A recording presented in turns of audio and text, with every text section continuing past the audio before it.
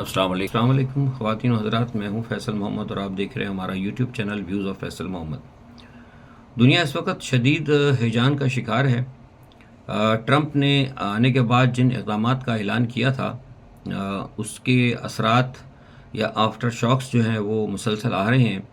خاص طور پر جو ایک سب سے بڑا واقعہ غزہ کا تھا، جس میں انہوں نے کہا تھا کہ غزہ سے لوگوں کو منتقل کر کے دوسرے علاقوں میں خاص طور پر مصر اور اردن کے اندر شفٹ کر دیا جائے، اور یہ پھر اس کے بعد ایک چیز انہوں نے ایک اور اپنا وہ دیا فارمولہ کہ سعودی عرب جو ہے مطلب مسلمانوں کے حوالے سے ایک اہم مطلب ملک ہے، اور ایک وہاں پہ کیونکہ حرمین شریفین کا بھی ہے وہاں پر، تو وہ ملک تو اس کو کہا گیا تھا کہ وہ ان کو اپنے پاس ایک بہت بڑا ایک جگہ دے کر ایک آزاد ریاست بنا دے۔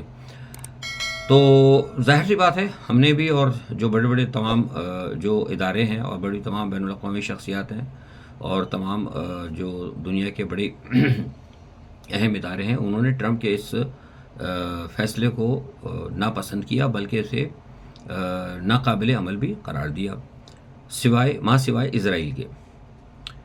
اب ہوا یہ ہے کہ ٹرمپ اس مسئلے کو دوبارہ کل، جیسے میں نے کہا تھا کہ تیسری بار انہوں نے اس کا اندیا دیا، اور اس کے بعد اب یہ ہے کہ مصر نے تو اس کے اوپر تھوڑی سی ناراضگی کا اظہار کیا ہے، لیکن کسی طریقے سے اردن نے بھی اس پہ اعتراض کیا تھا۔ لیکن آج اردن کے جو شاہ عبداللہ ہیں، وہ جب میں آپ سے بات کروں آج صبح کا ٹائم ہے، تو ہو سکتا ہے شاید پاکستانی وقت کے مطابق رات تک یا شام تک ہو سکتا ہے ان کی ٹرمپ سے ملاقات ہوگی، رات ہی ہوگی کیونکہ امریکہ میں 12 گھنٹے کا فرق ہوتا ہے، 9 گھنٹے وہاں سے۔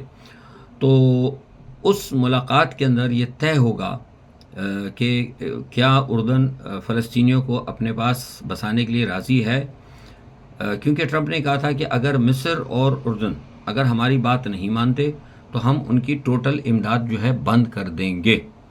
اب یہ ایک دھمکی بھی ہے اور ایک بہت بڑی حقیقی وارننگ بھی ہے، اور میں سمجھتا ہوں کہ شاید مصر پہ اس کا کوئی اتنا اثر نہ ہو جہاں تک میں سمجھ پا رہا ہوں، لیکن اردن کے اوپر شاید ہو سکتا ہے اس کا اثر ضرور ہوگا، کیونکہ اردن کے پاس اپنی کوئی ایسی چیز نہیں ہے، کوئی ایسی پروڈکٹ یا کوئی ایسا ان کے پاس معدنیات، یا جیسے کہ عرب ملکوں میں تیل وغیرہ ایسی چیزیں وہ ان کے پاس نہیں ہیں۔ تو ان کی زیادہ تر جو سپورٹ ہوتی ہے یا وہ امریکن امداد جو ہے، اس کا ایک بہت بڑا حصہ جو ہے وہ ان کے سروائیول کا مطلب سبب بنتا ہے۔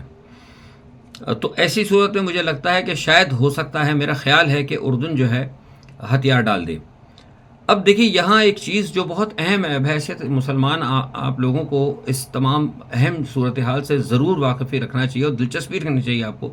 بہت سے پاکستانی لوگ بین الاقوامی معاملات میں لا تعلق رہتے ہیں، ان کے لیے میرا پیغام ہے کہ آپ لا تعلق نہ رہا کریں، خاص طور پہ مسلم دنیا کے معاملات سے، کیونکہ مسلمان کا کسی بھی مسلمان کی پریشانیوں سے اور ان کی جو ان کو درپیش مسائل ہیں ان سے لا تعلق رہنا یا لا علم رہنا بھی یہ ایک اللہ کے نزدیک ناراضگی کا سبب بن سکتا ہے۔ اس کی وجہ یہ ہے کہ سرکار دو عالم صلی اللہ علیہ وسلم نے یہ کہا ہے کہ ایک تمام مسلمان ایک جسم کی مانند ہوتے ہیں۔ تو اب ضروری نہیں ہے کہ بہت آدمی یہ کہیں کہ جناب میں تو پاکستانی ہوں، پاکستان میں بیٹھا ہوں کراچی میں کیا کر سکتا ہوں؟ بھائی آپ کر تو کچھ نہیں سکتے، لیکن محسوس تو کر سکتے ہیں نا۔ لیکن لا علم رہنا اور ان کو کیا مشکلات ہیں اس سے بالکل چشم پوشی کرنا، میں سمجھتا ہوں یہ بھی اللہ کی ناراضگی کا سبب ہوگا۔ تو اس لیے میں یہ آپ کو بتاتا ہوں، عالم اسلام کے حوالے سے بین الاقوامی خبریں ہوتی ہیں، میں ہر ویلاگ میں تھوڑا سا 4-5 منٹ اس کو دے دیتا ہوں۔ امید ہے کہ آپ میری اس اپیل پر تھوڑا سی توجہ دیں گے۔ خیر، تو بات میں یہ کر رہا تھا کہ یہ ہتھیار ڈال سکتا ہے اردن۔ اس کی وجہ یہ ہے کہ دیکھیں ٹرمپ جتنے بھی اس وقت اقدامات کر رہے ہیں، گو کہ آپ کو میں نے کہا بھی تھا اور بھی لوگوں نے کہا تھا، اور یہ حقیقت بھی ہے کہ ٹرمپ جو ہے وہ جنگوں کو پسند نہیں کرتے، بلکہ وہ ڈیل کرتے ہیں، دھمکاتے ہیں، اور بلیک میلنگ کا ایک طریقہ جو بھی کہہ لیں آپ، ان کی بلیک میلنگ کہہ لیں یا ان کو ڈیل کہہ لیں، از اپ ٹو یو، وہ اپنے کام نکالتے ہیں۔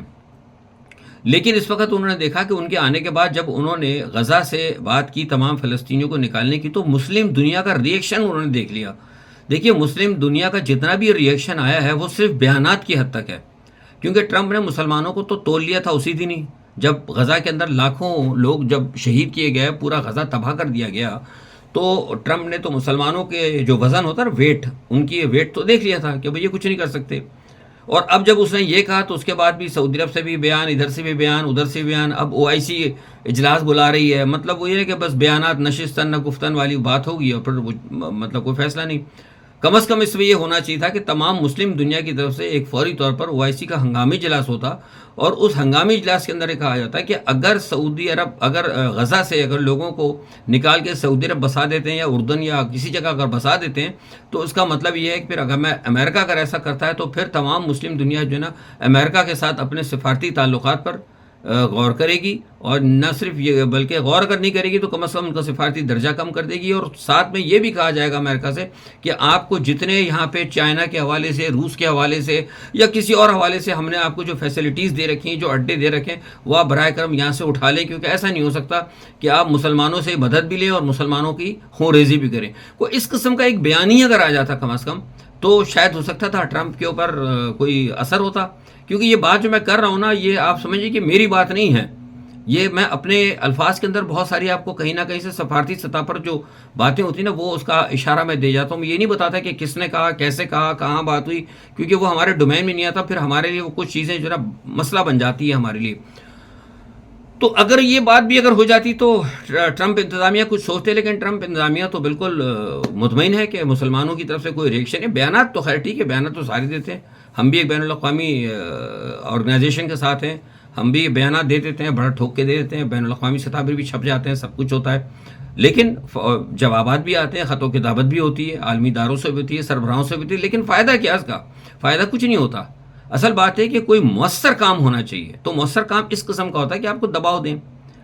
اب نتیجہ کیا ہوا کہ جب ٹرمپ نے یہ دیکھ لیا کچھ نہیں، تو اب ٹرمپ نے ایک دوسرا کام یہ کر دیا. ٹرمپ نے فوراً کہہ دیا کہ جناب وہ ہفتے کی آپ دوپہر تک تمام جو ہے چھوڑ دیں اسرائیلی مغویوں کو. یہ اسی وجہ سے ٹرمپ کا حوصلہ بڑھا ہے. کیوں کہا اس نے کہ بھائی اس کا حوصلہ بڑھ گیا، اس نے کہا سب کو چھوڑ دے، اگر نہیں ہوگا تو ہم پھر سب کو اٹھا کے جہنم میں پھینک دیں گے.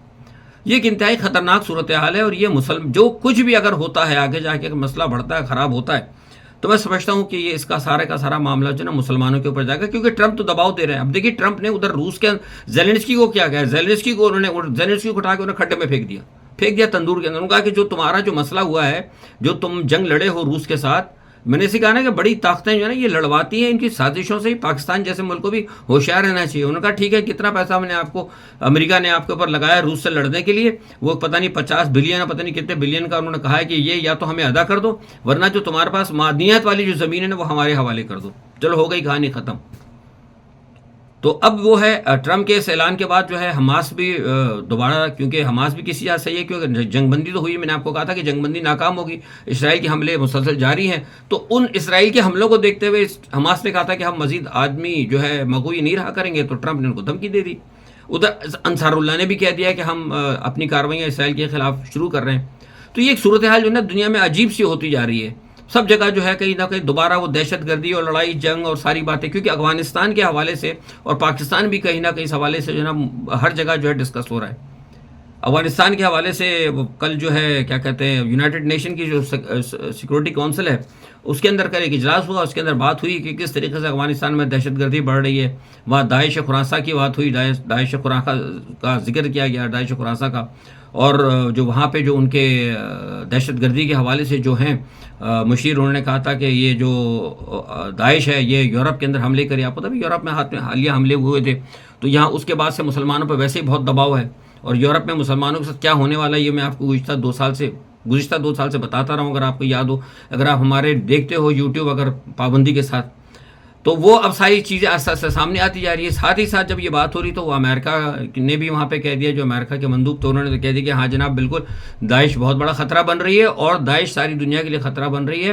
اور یہ ساری داعش کی اور جو جہادی تنظیموں کی جو ریکروٹنگ ہو رہی ہے وہ افغانستان اور پاکستان سے ہو رہی ہے. یعنی اس کا مطلب ہے گھوم پھرنے کے بعد پھر وہیں آ گئی. اور اس کی جو تمام تر ذمہ داری ہے وہ ہماری اس موجودہ یہ ہمارا جو سرکاری جو ہے ڈھانچہ، ریاستی ڈھانچہ موجودہ حکومت یہ وہ ہے. کیونکہ ان کو بالکل پتہ نہیں کہ میں کب سے کہہ رہا ہوں کہ پاکستان کے خلاف گھیرا تنگ ہو رہا ہے، لیکن یہ بالکل مست ہیں. وہ چیف صاحب بھی پہنچے ہیں، وہاں بھی پہنچے ہیں، وہ جا کے ملاقاتیں کر رہے ہیں لوگوں کے ساتھ، گڈ گورننس کی بات کر رہے ہیں. ان کو پتہ نہیں کہ جہاں آپ گورننس کر رہے ہیں آپ کے پیروں تلے زمین کھینچی جا رہی ہے. IMF کا وفد آیا تھا یہاں پہ، IMF کے وفد سے آج چیف جسٹس کی ملاقات کرائی گئی. دیکھیے بنیادی طور پر میں نے آپ کو پہلے بھی کہا تھا کہ میں بھی اس چیز کے ساتھ خلاف ہوں کہ کوئی بھی غیر ملکی وفد آ کر ہمارے معاملات کو دیکھے، لیکن سوال یہ بتا کہ ہم نے رہا تو ہم نے خود فراہم کیے ان کو. ہم بےایمانی کر رہے ہیں، چوریاں کر رہے ہیں، تو چیف جسٹس سے آ کے ملاقات انہوں نے کی، لیکن میں سمجھتا ہوں کہ یہ بھی پاکستان کی حکومت نے اور بیوروکریسی نے ان کے ساتھ ہاتھ کر دیا، کیونکہ آپ اس چیف جسٹس سے مل رہے ہیں جس کی خود تقرری غلط ہوئی ہے. چوتھے یا تیسرے نمبر سے اٹھا کے، مجھے معاف کیجیے اگر میں غلطی ہوں، جہاں تک مجھے پتا چوتھا یا تیسرا نمبر تھا، ان کو لا کے اوپر ریکروٹ کیا گیا. تو وہ انہوں نے پتہ نہیں ان کو کیا بریف کیا، میرے پاس تو بھی فی الحال اس کی کوئی خبر نہیں ہے. وہ جو اعلامیہ آیا اس کو میں نے دیکھا نہیں، کیوں مجھے پتا اعلامیہ میں جھوٹی ہوگا. اگر ان کو ملاقات کروانی تھی تو بنیادی طور پر جسٹس منصور کے ساتھ ملاقات کرانی تھی. ان کی جو قیادت میں کوئی وفد ہوتا وہ ہوتے، جسٹس کیانی وغیرہ ہوتے، تو وہ ان کو بتاتے. یہ تو جو چیف جسٹس سے ملے وہ تو حکومت کا اپنا بندہ ہے، اور حکومت کیا کر رہی ہے ابھی بھی وہی انسانی حقوق کی خلاف ورزی اور جو بین الاقوامی عالم انصاف کے حوالے سے جو قوانین ہیں ان کو ابھی اسٹل وہ پامال کر رہی ہے. 26 امینڈمنٹ کے شکل میں وہ آپ نے دیکھا ہوا ہے. جسٹس کیانی صاحب نے ایک بڑی اچھی بات کی، انہوں نے کہا کہ ریاست کے سارے ستون جس میں عدلیہ، ایگزیکٹو اور مقننہ سب ڈھیر ہو چکے ہیں. ایگزیکٹلی بالکل صحیح بات ہے، یہ وہی بات ہے جو تقریباً میں 6 مہینے سے کہہ رہا ہوں. ایگزیکٹلی میں کیا کہہ رہا تھا کہ ریاست کے ستون گر چکے ہیں، لیکن اس کے اوپر جناب ایاز صادق شیخ پڑے ہیں، انہوں نے بڑا شور مچایا. انہوں نے کہا کہ نہیں جی یہ تو بڑا تباہی ہو گیا اور فلانا ہو گیا، کیونکہ اب یہ جو ہے آپ دیکھ لیں کہ پہلے جو تھا عدلیہ کی عدلیہ کے جج تھے ان کی اسٹیبلشمنٹ سے لڑائی ہوتی تھی براہ راست.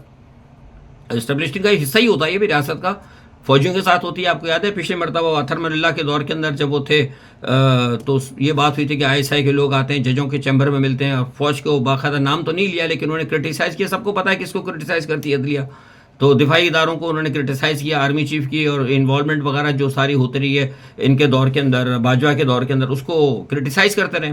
اب وہ پہلے تو یہ تھا کہ دفاعی ادارے اور جج آمنے سامنے تھے، اب دفاعی ادارے براہ راست اسمبلی کے آمنے سامنے ہو گئے. وہ انہوں نے جناب وہ آج کہہ دیا، جو ہیں آپ کے قومی اسمبلی کے اسپیکر ایاز صادق، انہوں نے بڑا سخت ریمارکس دیے. اب مجھے تو خطرہ یہ ہے، بلکہ میں نے کسی سے پوچھا ہے تو وہ کہہ رہے ہیں کہ ہو سکتا ہے کہ شاید اس چیز کے اوپر جو ہے حکومت سیخ پا ہو کر ان کے خلاف کوئی مس کنڈکٹ کا ہی نہ کوئی ریفرنس ڈال دے. کس کے خلاف؟ جسٹس کیانی کے خلاف. حالانکہ جسٹس کیانی نے صحیح کہا ہے. تو اب ہو سکتا ہے چونکہ IMF کا وفد یہاں پر موجود ہے تو ہو سکتا ہے شاید حکومت ابھی خاموش ہو جائے، بعد میں کرے، لیکن مجھے لگتا ضرور ہے کہ یہ معاملہ ہوگا. تو یہ تو مجھے لگ رہا ہے کہ ریاست کے جو ستون آپس میں لڑ رہے ہیں تو ریاست در حقیقت لڑکھڑانے لگی ہے. اور دوسرا یہ کہ ہمارے جو IMF کے جو معاملات ہیں وہ تو دیکھ رہی ہے، پتہ نہیں، مجھے نہیں پتا کہ IMF کو کہاں تک معلومات ملتی ہے نہیں ملتی، لیکن یہ کہ کمال بات یہ ہوئی کہ IMF کا وفد آپ کو پتا پاکستان میں آیا ہوا بھی ہے. اور آنے کے بعد جناب وہ کیا کہتے ہیں، اسی لیے آیا تھا کہ قومی اسمبلی میں کیا ہو رہا ہے، فنڈ کا کیا ہو رہا ہے، گورنمنٹ کیسے چل رہی ہے، ججز کیسے چل رہے ہیں. تو ان کی موجودگی کے اندر ارکان پارلیمنٹ کی تنخواہ جو ہے وہ 2 لاکھ سے جناب اٹھا کے انہوں نے 5 لاکھ کر دی. یعنی ان کی موجودگی کے اندر ہی میں سمجھتا ہوں کہ IMF کے منہ پہ تھپڑ مارا. کسی نے وہ ٹویٹ کیا تھا، مجھے بڑی اچھی بات کی کہ ایک سلاب جو ہے نا انہیں IMF کے وفد کے اوپر دیا کہ تم یہاں کیا دیکھنے کے لیے آئے ہو، ہمارے پیسے کے ہماری آمدنی کو دیکھنا ہے، تمہاری موجودگی کا ہم اٹھا کے ہم نے ان کی عیاشیوں کے لیے مزید 3 لاکھ روپے اور بڑھا دیے. تو میں سمجھتا ہوں کہ یہ جو سلسلہ چل رہا ہے یہاں پر اس کو ہر صورت میں ختم ہونا چاہیے.